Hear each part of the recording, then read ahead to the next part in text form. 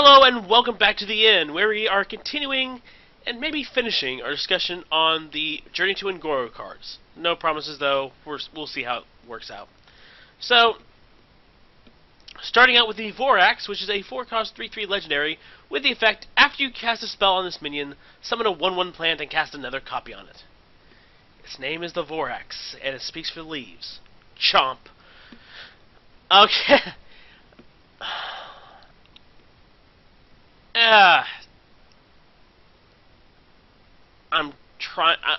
Eddie, I'm trying to think of a deck that might use this. I'm coming up short. Maybe. I don't know. The last Kaleidosaur. Yeah, maybe the last Kaleidosaur.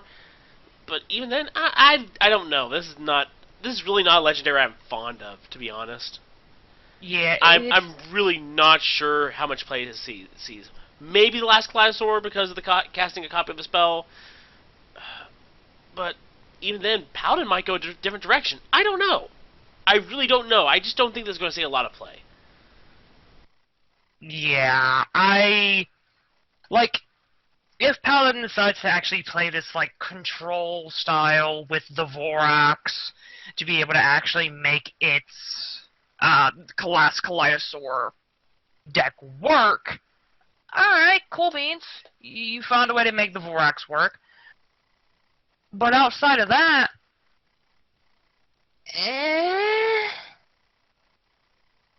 because you've got to be able to cast it on this minion, and then it summons you the one plant to be able to cast the copy of the card on it. So I'm honestly just in that big side of meh. Maybe just I'll go at least a little bonkers here. Maybe you put this in with your Caverns Below deck. And then you start casting, or being able to combo out, and you combo out Cold Blood onto the Voraxx. And you get a 9/5 Voraxx with a 9/5 plant. I mean, most likely you're not doing that. Because with that quest, you've already got enough problems as it is trying to be able to get the deck potentially work and get it to work properly. Voraxx is going to be a dead card for it. So outside of Paladin, I don't see a home for Voraxx now, and I'm not exactly hyped for it. So I figure for me, this is 400 dust. Next, we have Molten Reflection. 4-cost mage spell, choose a friendly minion, and summon a copy of it. Alright, so this is one of those other cards that people are looking towards to help with their Rocky Horror Mage deck.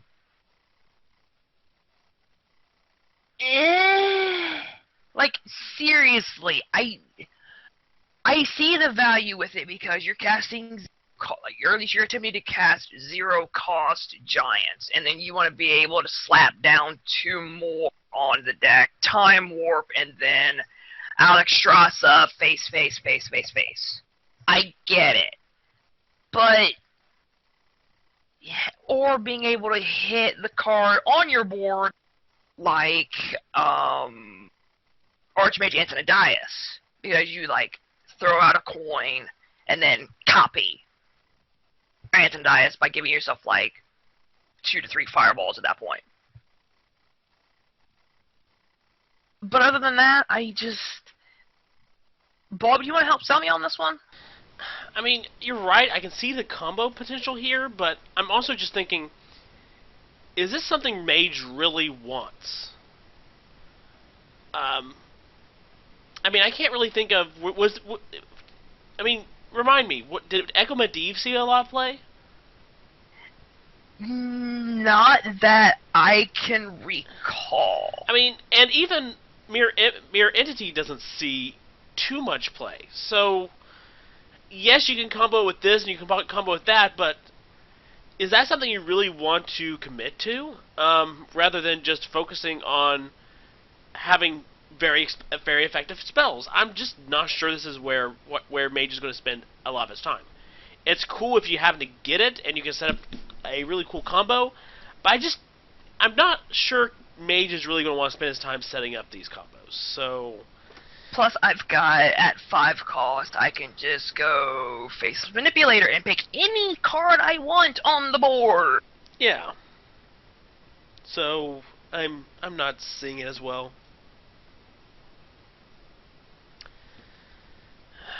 But saying that, now you know somebody's going to just make an awesome combo deck with Molten Reflection. So yeah, some of you it. Anyway, next we have Emerald Reaver, which is a 1-cost 2/1 beast with a battle cry. Deal 1 damage to each hero. I can't see anybody putting this into their deck. Hunter, especially, which is who cares about beasts, have at this point so many better options when it comes to the 1-cost slot. Even just to complete the deck, Emerald Reaver is not going to even be considered. Beast Druid, same deal. They have Enchanted Raven, which is a much better 1-cost minion. And there are also a lot of really good 1-cost minions that are 2/1s that don't have this battle cry. I don't get why you would include this in a deck. I don't think it's going to see play. On one end, I agree with you. On the other, if they want to get this quest done as fast as possible, they'll include it. Well, like I said, if they want to get this quest done as fast as possible, they're not going to include this. They have such a wide variety of 1-drops. They're not going to include this in their deck. So I don't think it's going to see play in Hunter either. I don't know, man. It's just, like I said, if anything, I do agree with you there. I do, but it's just Cruel Dinomancer. 6-cost 5/5 Warlock creature with the Death Rattle. Summon a minion you discarded this game. If you're playing Discard Warlock, Disco Lock, as it would be called, this is something you want to include because it dies. Oh, hey, look, I bring something back. Could it be a crappy card? Yeah. But it's a free summon, if anything. Bob? This is a very strong card for Disco Warlock. I could potentially see them running 2 of them just because of that strong Death Rattle. The ability to bring back a minion that you've discarded, especially with Disco Lock, which means they're going to be strong minions, is very, very effective. And when you even consider something like Silverware Golem, when it is discarded from hand and comes back, you get something instead. I mean, that's important. That's very effective. Even though it's a 3/3, that free summon makes all the difference. So yeah, this is a very strong card. My only question is, how does the game treat things like Silverware Golem and Clutchmaster Zavis? Are they ever treated as being truly discarded? Does that mean that you can play your high-end Zavis, Dinomancer dies and summons another Zavis? Is that a combo that exists? Because does that include a Zavis every single time that it's discarded and sent back to your hand? Does the game count that? That would be something I would need to poke Legendary Ferret about. Yeah. Or I believe it's Peter Whalen is his name. But yeah, I would have to poke him about it and go, hey, does this work like this? But that can be done off. Yeah. But regardless, no matter what it brings back, this is very powerful. So yeah, if you're playing Disco Lock, I think you're probably playing 2 of these, to be fair.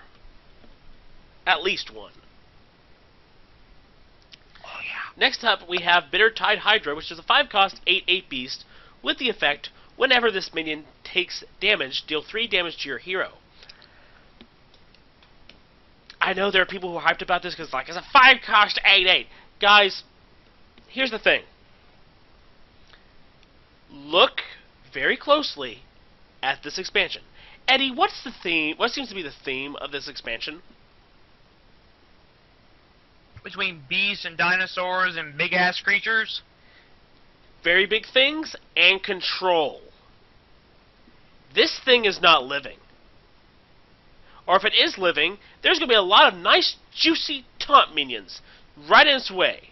And it'll just take damage over and over and over and over again until it dies and has been essentially useless. And meanwhile, every single time it's attacked into one of those nice, beefy taunt minions, or somebody's cast a spell at it, you've taken damage every single time. This thing is more of a liability than it is an asset. So, I don't think this is a good card. I think the people who will try playing it will probably regret playing it and stop playing it. This is a card you want to steer clear of.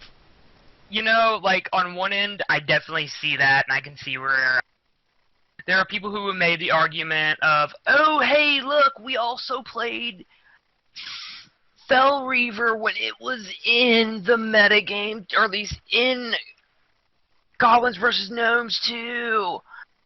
At that point, I want to see Paladins start running Avenging Wrath to be able to start plinking this card. Because it's play, plink.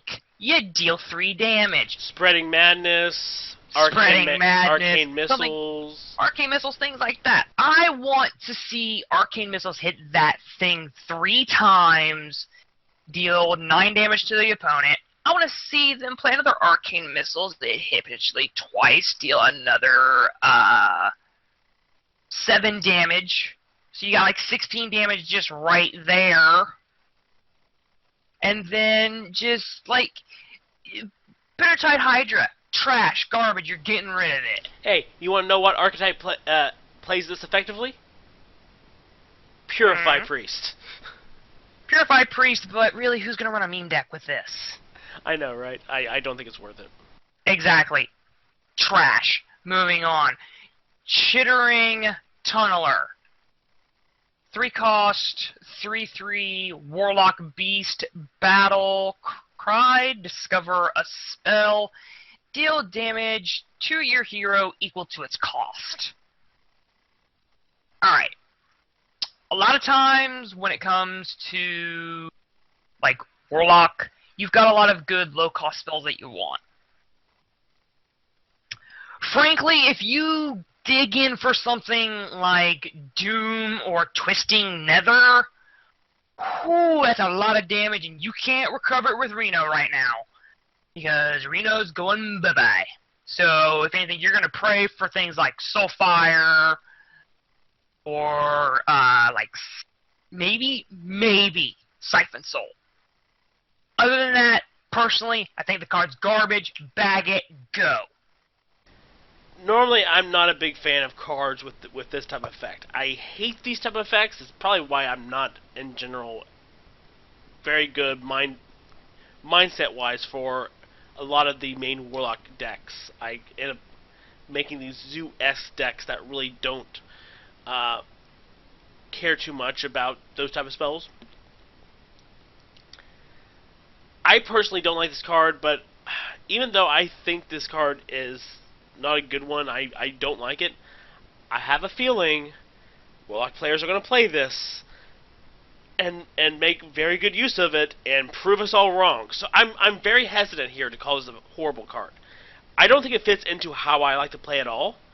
I really hate these type of deal damage type spell costs. It might even be different if it would then immediately cast a spell. Like, if it was something like, you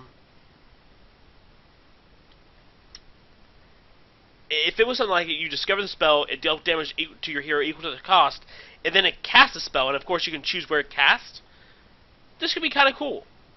I think it would be higher priced or whatever, but I think it would definitely be included in Warlock.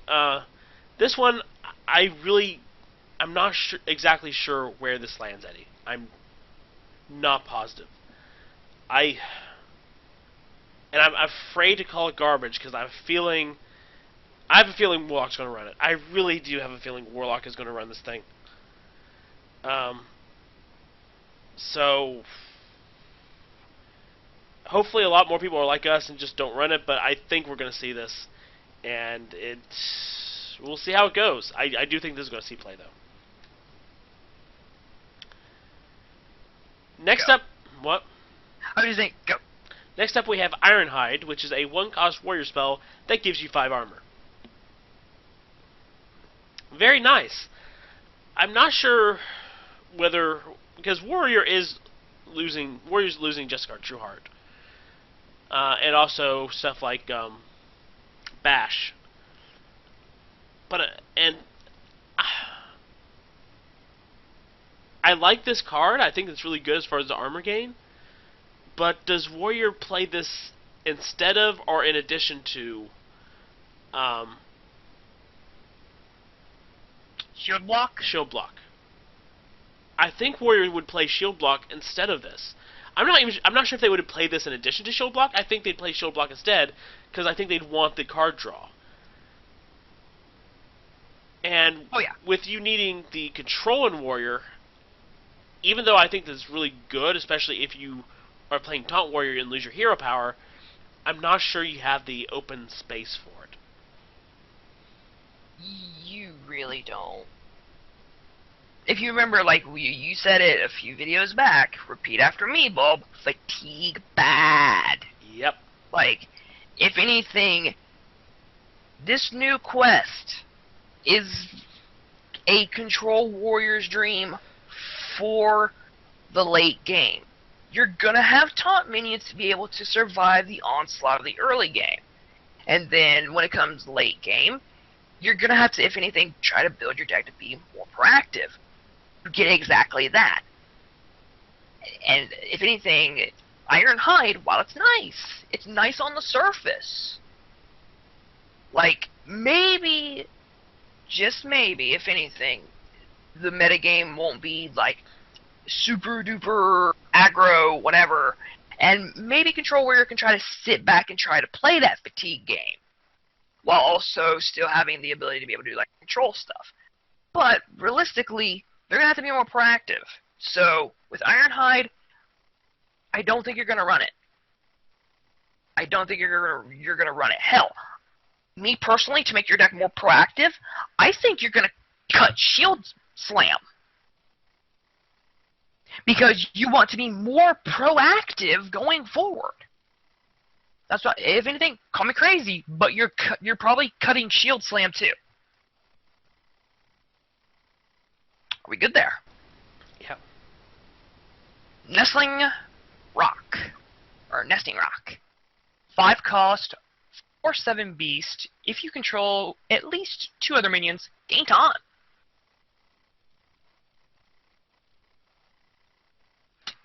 Zoo deck. Get your potential stuff for your zoo deck. Maybe you want to play this and be crazy with elementals, because there you can just drop 2 for cheap as hell and be able to get the taunt for easy. Just, I don't see it. This is more or less a filler card to me. Bulb, sell me on it. I think this can be nice. Definitely Zoo, I think, is going to play this. I'm not sure Beast decks will play this, because I think Beast decks have other things on their mind, and they have other ways to get taunt if they really want taunt, which I don't think Beasts really care, to be perfectly honest. But if they do and they have enough out there, they can lay this down for taunt. I've even messed around in my head for, well, potentially taunt decks, but again, we've talked about this before. The 5 cost minion slot is very crowded when it comes to taunt minions. That you really can't afford something like Nestin Roc. I think this has potential. I think it's a cool effect. But depending on the decks and what you have available and what you want, it just might not be good enough of effect. So something like the Owl from Karazhan. Yeah. It's a cool effect, especially when you can pull it off. It's incredible. But you need to make sure that your deck is built like that, and most of the time, it might be one of the first things you're like, I have to cut this because even though I like the effect, it's just not good enough. Next up, we have Rockpool Hunter, which is a 2-cost, 2/3 Murloc with the battle cry, give a friendly Murloc +1/+1. Not bad. Probably will see play in Murloc-specific decks. So, if you're playing Murloc Shaman, there you go. If you're playing Wild Murloc Paladin, there you go. It's a Murloc. It does Murloc-y things. Yay for Murloc support! Woo, support your Murlocs! Gypuratrix, I don't even know. Moving on. Grab it by the sorry. Yeah. Emerald Hive Queen. It's a 1-cost, 2/3 beast. Your minions cost 2 more. Just gonna go out and say it. It's garbage. Bulb. I have the same feeling because I think that's a steep price, effect-wise. But I also think of something like, it's just beefy for 1-drop, and that might be why the cost is so high. And people play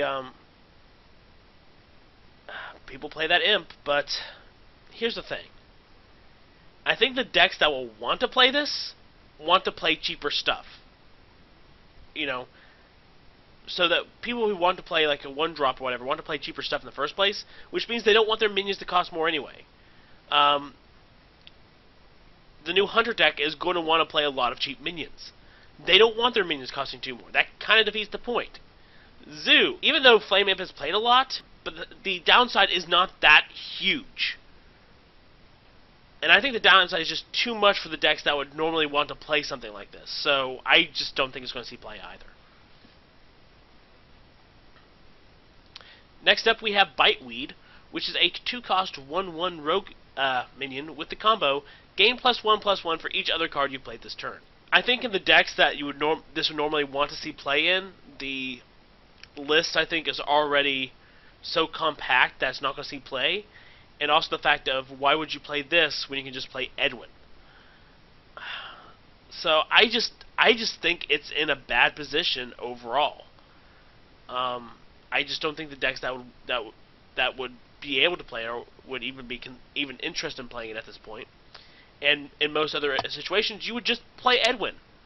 So I can't see Rogue playing this in those decks. You are not going to have a card like this where you want to go all in and try to drop something like Biteweed. You are going to want to do that with Edwin Van Cleef, because you can make a 10/10 rather than just a, like, 5/5/6/6. Biteweed, garbage. You don't need it. Sudden Genesis. 5-cost, warrior spell, summon copies of your damaged minions. We are all aboard the garbage train today. Choo-choo, because if anything, you're not playing Blood Warriors right now, which Blood Warriors adds them to your hand for cheaper. Why would you want to summon copies of your damaged minions already? Bulb, if you can sell me on this, please. I've been playing around with this, and mainly I'm thinking of stuff like maybe Taunt Warrior. Just because the whole big thing there is, because Taunt Warrior plays so slowly, being able to fill out your board quickly and basically extend the amount of taunt minions on the board can be a huge advantage. And Sudden Genesis could allow you to do that. It could take it from a very low impact, a low impact side of your board with only a few taunt minions, and extend it so you can have almost a full board of taunt minions, which might be just what you need. The problem comes is, if you've already filled up a lot of your board, that Sudden Genesis is not going to do a lot. So Sudden Genesis is going to be very situational, I feel. Where early to mid game, it might be very, very good, but towards the late game, it might not be that great. But then again, it might as well, because remember, taunt minions cost a lot. So this could be good to give yourself another taunt lord, for example. So I think this could have a huge impact in taunt warrior decks in general. Because even if there's like 2 or 3 minions on the board, or even just 2 minions on the board, being able to summon copies of them, especially if it's a huge impact taunt minion, like the Direhorn Hatchling or the Taunt Lord, can really impact the way the board looks and basically how you control the board. I don't think there's going to be a lot of decks that really use this, but I think Taunt Warrior might be able to. Again, the question is, does it have the spell slots to? And that's something I've been arguing of, is this something that you'd want to consider running? Because it can give you the board advantage, especially since you're playing a defensive game and running very slowly. But you're also losing some possibilities in the spells you run, because you might want to be running something else. So it's something I'm struggling with. I don't think it's absolute garbage. I think in the right deck this could be very powerful, but you have to be able to read the board state in the situation and play it at the right time. Did I convince you? No, you didn't really. Okay. Well, anyway, next up we have Lurker, which is a 5-cost 1/7 Warlock Elemental with Taunt and has +3 attack during your opponent's turn. By all rights, I should say this is a good card, but I'm also thinking in the back of my mind, is this something Warlock wants to play? Warlock is either doing something to get big swingy advantages via punishing themselves in demon decks or discard decks or whatnot, or they're playing Zoo, which means they're very focused on lower end, cheaper minions, and not so much on defense. You could say potentially Control Warlock, but the type of Control Warlock decks are starting to phase out with Reno leaving. And it's just one of those things I have to look at this and wonder, could this have had a better home either in another class or as a neutral? So even though, conception-wise, I like this card, I just think it's in the wrong class. I can agree with you there that, like, it looks really good. Cost and effect-wise. It just Warlock, what? What? You're playing it in Warlock, which doesn't care. Yeah, it's just like, what? What's like, just what?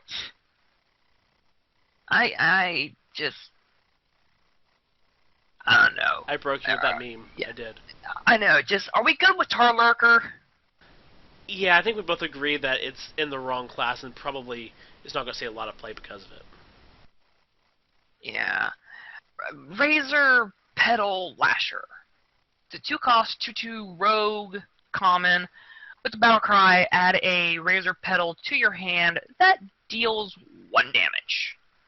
Now, the Razor Petal also costs 1. And if anything, I'll ask you, Bob, for this one. Do we want to also add in RazorPetal Volley into this? No, I think these need to have separate discussions. I think they'll make the next card quicker to talk about. Okay. But, yeah, it needs to be separate. Yeah. Alright, so with this, you're dropping this, getting something that deals 1 damage to hand. I think, personally, that you're more than likely going to be looking to run this with a, like, combo-esque deck, to where maybe, maybe you make your Edwin better, or you attempt to try to use Ragweed. But, if anything, I'm also looking at Malygos Rogue coming back and being a part of the metagame scene. So, that's where I could conceive with RazorPetal Lasher. So a 2-cost 2/2 that gives you 1-cost spell that deals 1 damage.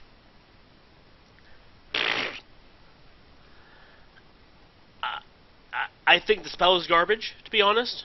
It's like, yeah, you can do stuff with Malygos, but here's the thing: when Malygos Druid is probably the best thing to really compare this to, because they have Moonfire. Moonfire costs 0 mana. I can see if the Razorpetal costs 0 mana to enable combos, and also whatever, then maybe you might have a point here. But it costs 1 mana. It costs 1 mana and does 1 damage. Do you really care that much about Razorpetal? At all? I don't think you do. I don't think you do. And you're losing a lot of the stuff that would just give you coins. I mean, you have counterfeit coins, whatever. But do you really want to save Razorpetals of all things? I don't think it's a good spell. And I don't think this is a decent enough minion that gives you a crappy spell. It's... No. No. Kill it. Kill it. Take the machete, chop it up into little bits. It's not worth it. And how about we talk about RazorPetal Volley, Eddie? RazorPetal Volley is a 2-cost rogue spell that adds 2 Razorpetals to your hand and they deal 1 damage. So you spend 2 mana to get 2 1-mana spells that deal 1 piddly damage apiece. These are not good cards. They're not. Get it out of your head. They're not good cards. You can combo with better cards, guys. This is not how you combo. Now, if anything, I at least, like, I don't think I said they were good, but I'm just like, eh, so I was like, eh. Vinecleaver. 7 cost, 4/3 Paladin Weapon. That after your hero attacks, summon 2 1/1 Silverhand recruits. You know, when I look back at Molten Blade, I get to see this card, or at least this weapon, and I go, you know, Molten Blade getting this wouldn't be horrible, especially in like a control game matchup where, you know, I'm whacking the board or whacking my opponent and I get 2 creatures on board. Whacking the board, whacking my opponent, 2 more little 1/1s. I mean, yeah, they're piddly little 1/1s, but hey. I personally don't see Paladin actually using this because of the weapon you get from Tier Ford Ring. Honestly, I feel that if this was like 6 cost, this would have been a lot better. It really would have. Bob. Yeah, I think it's over. I think it costs too much. I think we've run into this every once in a while where a card is it has a pretty cool concept, but it just costs way more than it should. We had this way back. I think the earliest example I can think of, where even now I've made the case I will never run into Wild, was Ball of Spiders. I felt Ball of Spiders cost way too much for its effect. I feel that this costs way too much because if you think of True Silver Champion, it costs 4 and it has 4 attack and 2 durability. I understand this is like giving you 2 1/1 Silverhand recruits every single time you attack, but every single time you attack there, it heals you for 2. And that costs 4. So I don't think the effect here is that much different from the effect there, and it has 1 more durability. Why is the price 3 higher? If this costs 5, maybe 6, like you said, I can see this being decent. But 7, it costs way too much. This is way overpriced. And the problem is, this is not a bad concept card. And you get these every once in a while in Hearthstone. Once in a blue moon, a lot of times you have to worry about underpriced. But when it's overpriced, it completely kills the card. What could be a really good card ends up being completely killed. And I think that's what's happened here with Vinecleaver. They essentially ball spidered it. GG, guys. It's sad. It's like, I understand you're concerned about balance, but I think you really need to compare it to some other things that are out there. It's just, this costs too much. Yeah, you kind of got to think going forward, but Next up, we have Humongous Razorleaf, which is a 3-cost 4/8 minion that can't attack. Cool. No one's going to play it. Moving on. Eddie. yeah, Ancient Watcher, Ultrasaur, 10 cost, 7 attack, 14 health, beast, filler, bulb. There are much better minions you can play for 10 costs that are big and beefy and have other effects.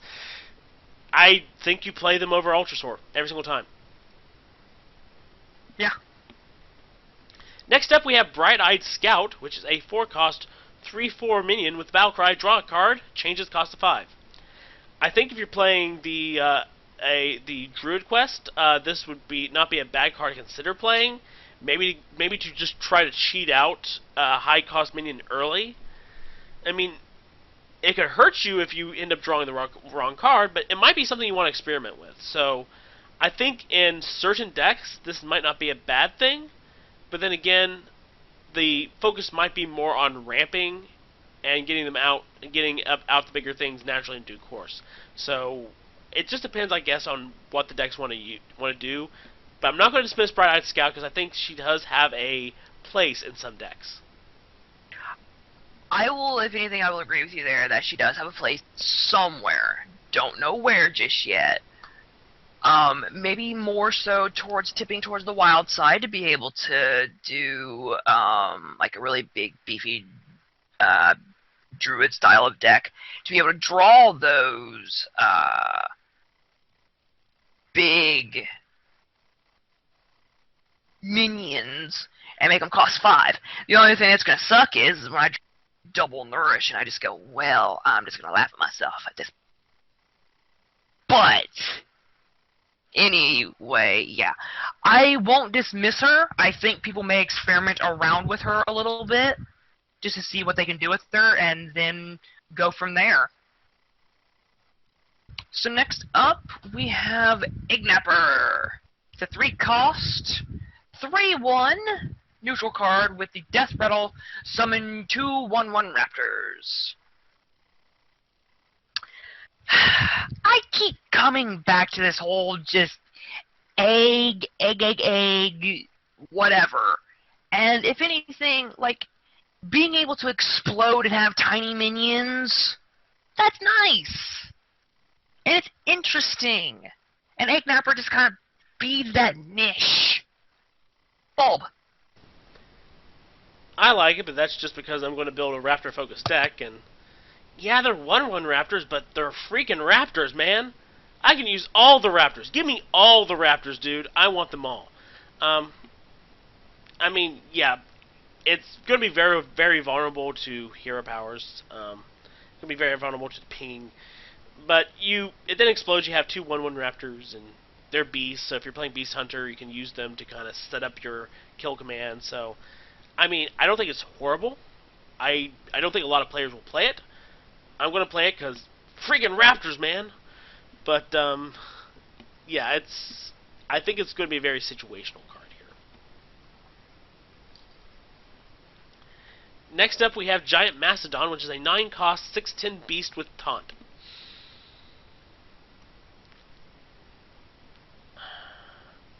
I'm not sure which kind of decks run this. I don't think beast decks really run this. Because I think if you're Druid, you have better options. I think if you are Hunter, you're not focused on the taunt because you have freaking King Crush. You can just have run out and hit the opponent's face by this turn. And if you're playing taunt, I don't think you want Giant Mastodon. I think you want Sagoth the Slitherer. So I really just don't see that there's any sort of space design-wise or in any deck for this card. So yeah, I don't think this will see play. It's garbage, it's pack filler. Honestly, there's a bunch of better 9-cost minions that have better effects and better, just overall general usefulness. I'm moving on to Pterrodas Hatchling. 3-cost, 2/2 beast with Battlecry Adapt. Okay. It's a beast, 3-cost, and you can adapt with it. Bulb, sell me on it.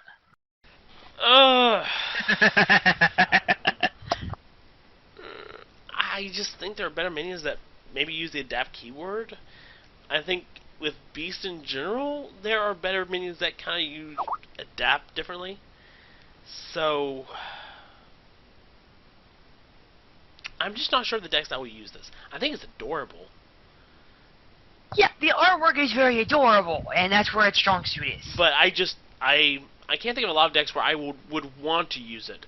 Because I think it's kind of understated. I don't think there's a lot of incentive to use this, so I can't see it. Yeah, I really can't either.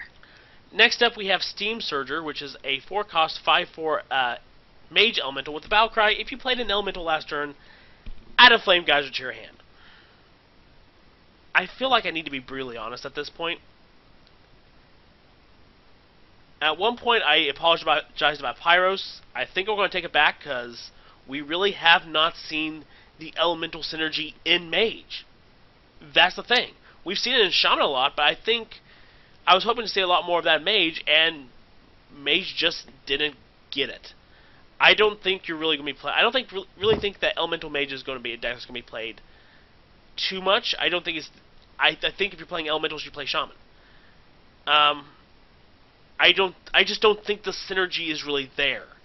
And because of that, Flame Geyser is really only a spell you play in Elemental Mage. And if you're really not playing Elemental Mage, then you're really not going to play Steam Surger, because Steam Surger is only going to give you a Flame Geyser, which is only good in Elemental Mage. So because they really didn't support Mage too much in that regard, I think this card is a lot worse off for it. I agree to them basically just shafting mages as far as their elemental synergies and being able to actually have an elemental deck going forward. However, I'm also a stubborn bastard and will at least attempt to see if maybe I can't get Elemental Mage to work. I've got an aggro list already spun up. So, if anything, I'll give it a shot. Because, like, at that point, when it comes to the Elemental Mage, I'm more or less looking at it in, like, the same way that I look at, or at least looked at, Mech Mage. You ran a bunch of just the neutral mechs. Yes, you did have a couple cards from Mage that did synergize with it, but you ran it as more of a quick speed deck. And I think that's what you can do with Mage because of like spells like Fireball and the like. And plus, with getting a free copy of Flame Geyser, you're getting a thing that just goes, okay, deal 2 damage, here's your free elemental. So, yeah. Are we good? Yeah. Alright. Obsidian Shard.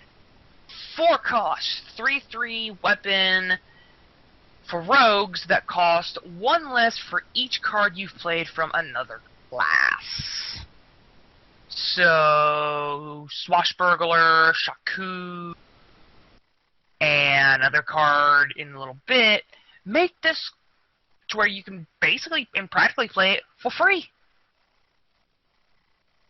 I don't know if I'm on the fence on it getting play. I really am. So, if anything, Bob, can you maybe sell me on what make it, like, other than it, you know, being a zero-cost 3/3 weapon, what would make it, you know? Yeah.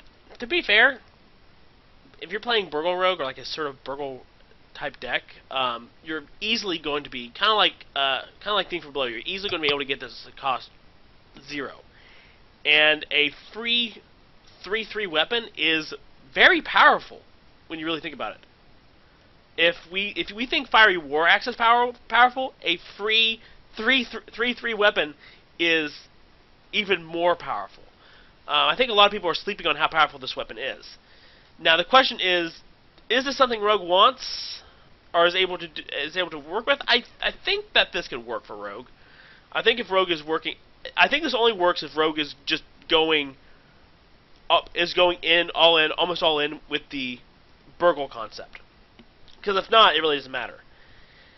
Also, the fact it depends on how quickly they're able to get this pull off. Because yeah, it's a free 3/3 weapon, but it also is going to be a free 3/3 weapon probably later in the game, when that might not matter. And Rogue doesn't have a lot of healing. I think it's something that we're going to have to mess around with, because I do think this is powerful, and depending on how you play Rogue, you might actually be able to get this to go off a lot sooner than you expect. I think if you can get this to go off in the earlier part of the game, like I say, like the first maybe 4 turns, this is going to be a very powerful weapon. But I think the later the game goes on, the less useful it's going to be. So I think this is something you have to mess around with, but it has the potential to be a very powerful card.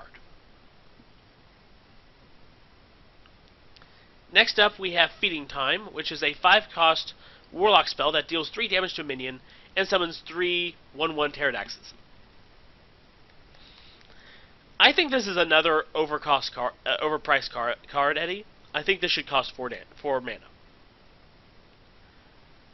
Because I'm thinking of something like Implosion. And yeah, that was a little bit random, but it was 2 to 4 damage. 3 damage on average, and you got that many imps. And you can deal 4 damage to a minion for 2 mana. I don't think 4 mana... I'm also thinking that if we were talking about 3 damage to a minion, in Wild, and basically in Goblins vs. Gnomes, we had Dark Bomb, which did 3 damage to a minion and cost 2.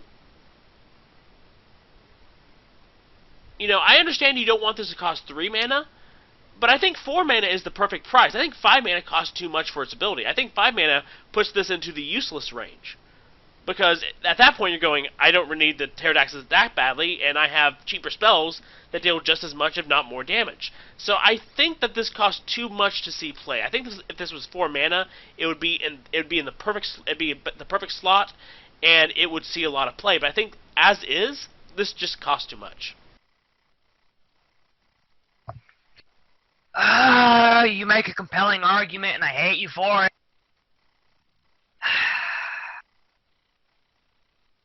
But you basically just kind of laid it all out on the table. I mean, Implosion was a bitch, because it was 4 cost, I take this and cast it. Most of the time, I rolled 2, my opponent rolled 4. And you're like, ah! Now you've got something like Feeding Time that just goes, deal 3 damage, and then you get these 3 1/1. This is confirmed. So, if anything, for me, that makes it to where it's like, okay, that's perfect! But it's on the same argument that you just made of it could cost 4 and still have this, and it wouldn't be so bad. So it's just like, yeah. They do have Shadow Bolt for 3. They have Soulfire for 1. I just... I think right now what we'll see with Feeding Time is we'll see experimentation in the first week with it in Zoo decks. After that, I think they phase it out.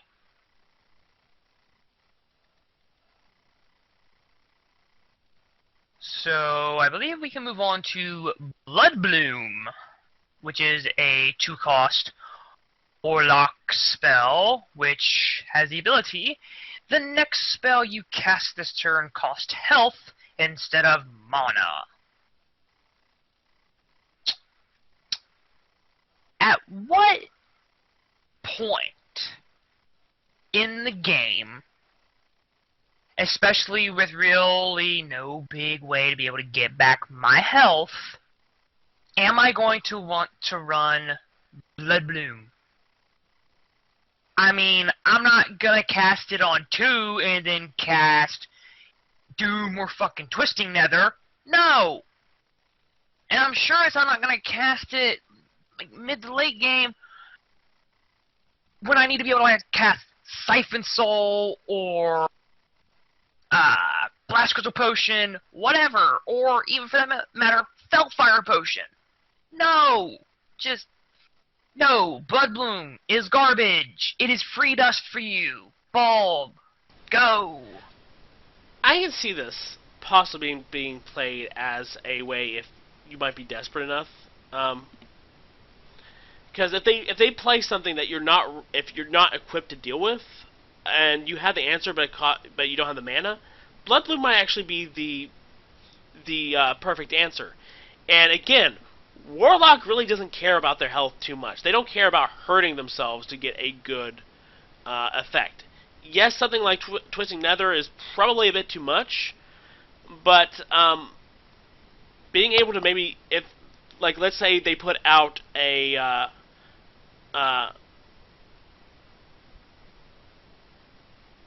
what's his name? Let's say they put out a Shaman puts out a Flame Wreath Faceless, and Bloodblooming into a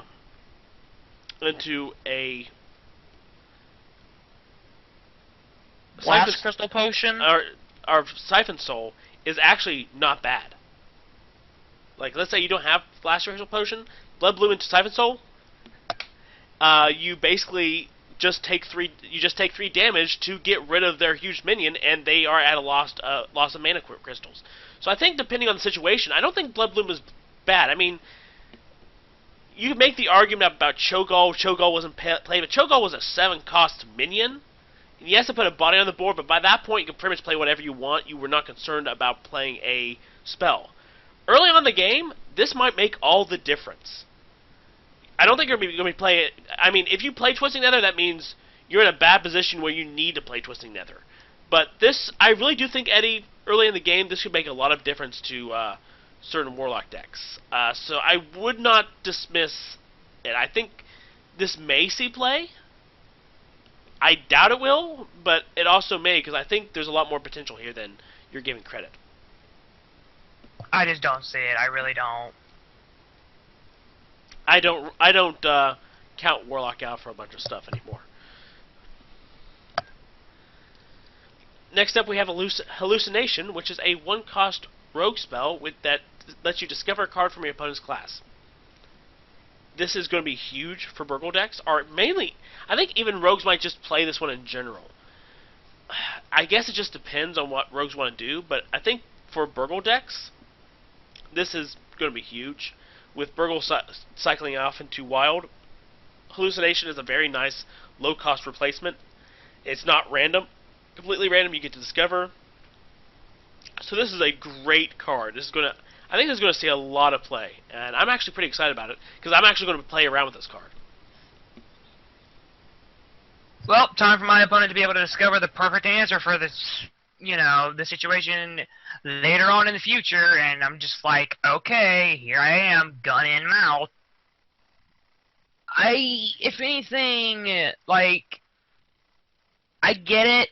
Like, this is something that,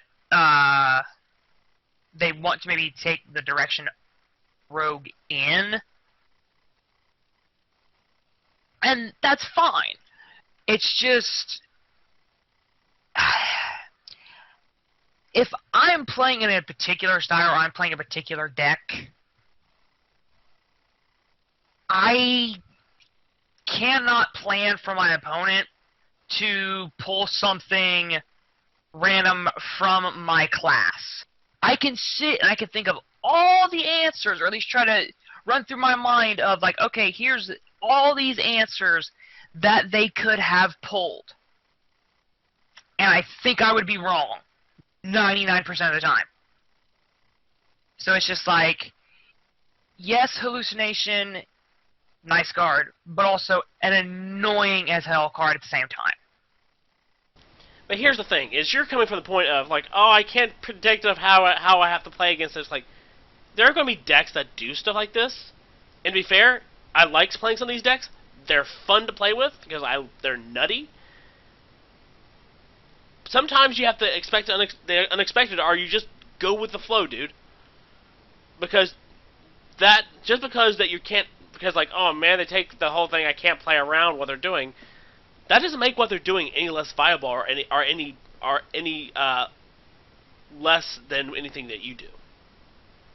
And I think there's this big prevailing thought in the Hearthstone community. It's starting to get under my skin because it's almost to the point of being insulting. And they need to get out of that mindset. More than likely, your opponent's playing that because those decks are freaking fun. The whole thing of not knowing what you'll be able to do from one second to the next. You have constant answers, but basically just getting something like, oh, cool, I wasn't expecting this. That does not make what they're doing any less strategic than anything you're doing. Get out of that freaking mindset. The reason you're not enjoying the game anymore is because you are putting yourself in this tiny little box and you're not letting yourself get out of it. Stop it. This is a big debate that we'll definitely dedicate a video to, because I don't want to have it here. I would rather dedicate a video to it. So, let's go to the next card. And it's mine for Envenom.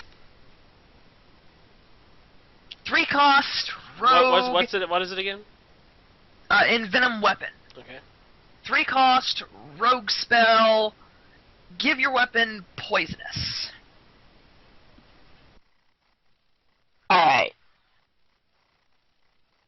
I can see the arguments for wanting to give your weapon poisonous.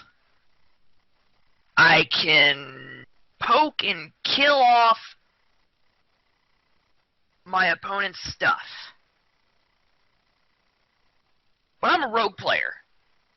And if I'm a rogue player, I know my class is very famous for not gaining health back. So if I'm poking and stabbing at my opponent's board, and I know I can't gain my health back, yes, that's okay. However, I don't like it. I don't think this realistically sees play. Bob. In a way, I like this because I think this is very powerful of an option. But you're kind of right. If we're getting into late game where we want to kill the big things anyway, that's a lot to ask a class that doesn't have any strong healing options. So they're pretty much going to be stuck killing smaller things anyway, and that could be worth it in the early game, but you know, I'm not sure if a lot of rogue players will want to play this. Now, it could be entirely different. If this actually works with Blade Fury, and actually destroying an Envenom Weapon will basically wipe out your opponent's entire field. This could be very powerful. This could be very powerful, and you basically could have a 7-cost board wipe. Your board stays on, their board's gone. But I think we'll have to experiment to see if Blade Fury will work with an Envenomed Weapon. If it does, I think this could work as board removal for Rogue. But I'm really not seeing it as anything else other than that. Next up, we have Sabretooth Stalker, which is a 6-cost 8/2 beast with stealth.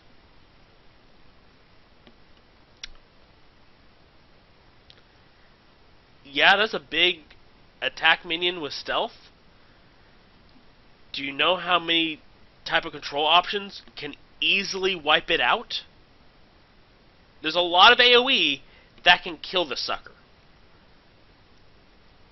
I don't think it's going to see play. I think you want something more reliable, like Stranglethorn Tiger. Like Stranglethorn Tiger.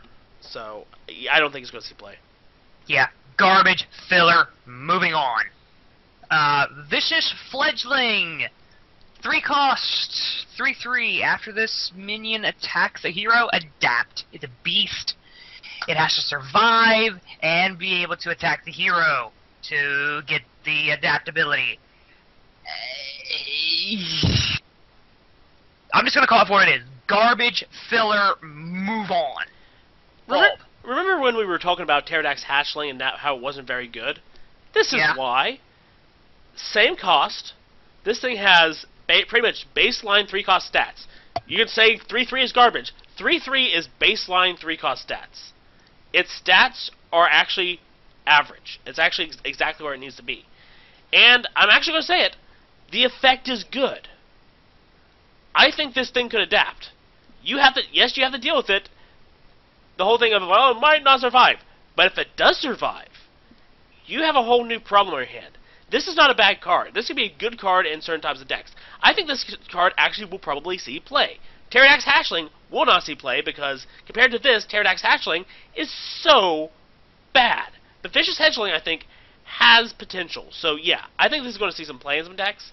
I'm not sure what kind of decks, though. But I do think... actually, no. I think Zoo might run this. I would not be surprised if Zoo ran this. But I think there might be some decks that experiment with this minion, and I think this minion is a lot better than you're giving credit for. And last up, and why we've gone a little bit over, is Primalfin Totem, which is a 2-cost 0/3 Shaman Totem that, with the effect at the end of your turn, summon a 1/1 Murloc. Well, I mean, if you're playing Murloc Shaman, this works, but... especially with that new quest. Yeah.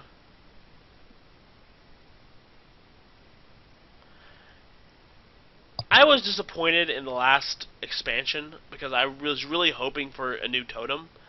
Because Blizzard had, up to that point, Blizzard had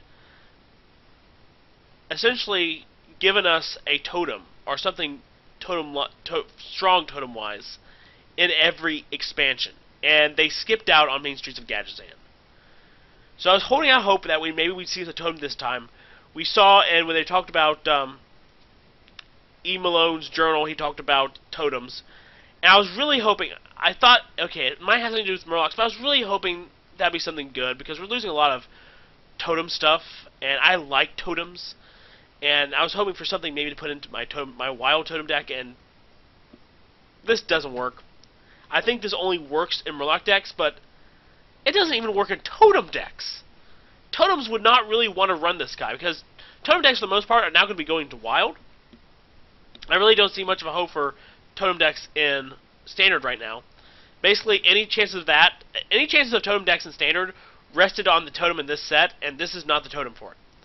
And in wild, totems, they're just better totems in general. Vitality totem is a lot better. This is a bad totem. This is just so disappointing. Having to wait 2 sets now for this. I understand, because it kind of makes sense, but it also feels like we're being let down. We're being let down a lot in the totem department. I mean, I don't want a super powerful broken totem, but I want something that synergizes a bit better overall. And this is useless unless you're playing Murlocs. And even then, you might not run this thing. I hate to say it, but this is probably one of the first garbage totems we've had. Ever. And that's sad to say. I can agree with you there that this might be one of the worst totems if you're not running it specifically for the Shaman Murloc quest. Because, like, you play the quest turn 1. Turn 2, you play Primalfin Totem, which then summons the 1/1, which then procs. And if anything, like, if you're trying to attempt a board, now your opponent's got a bigger problem that they've got to deal with, because it's like, do I deal with trying to take care of and stabilize the board first, or do I try to take out this totem that's going to just keep spitting out little 1/1s? So, on one end, I see that, you know, like, Primalfin Totem, garbage, super duper garbage, you won't run it. But on the other end, I can kind of also see the idea, or at least potentiality, behind it.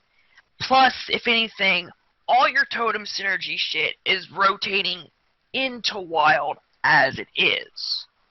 So, really, totems don't have a leg to stand on come this next standard season. But in wild, though, you've got all that synergy and all that pulling bread and everything to be able to play with. Like, yeah, but I here's the thing. They could have tried, I think, to set up some totem synergy, because you still have Wicked Witch Doctor, you still have Thing from Below. I mean, there's still elements there to at least don't get something that's like super like every time you play a totem this turn, or you know, super broken totem, but at least something that even works in general shaman decks that helps them out a little bit, but for totem decks is essentially even better. And we just didn't get that. Yeah, I understand that part. So if anything, like, Primalfin Totem, you're good for the Shaman quest. Outside of that, you're just garbage. And what a disappointing card to end on. Very much disappointing. Well, guys, that's been Journey to Ungoro. The set drops tomorrow. The expansion drops tomorrow. We'll be opening up our packs, I know, way later. Not going to be streamed or anything. But we hope that you guys have some fun, at least putting things together and having fun. And there probably there are probably synergies we haven't even thought of, and decks that we haven't even thought of. Go wild, have fun. Just remember, when you're experimenting, keep the pirates at bay. Keep the pirates at bay. We'll see you guys next time.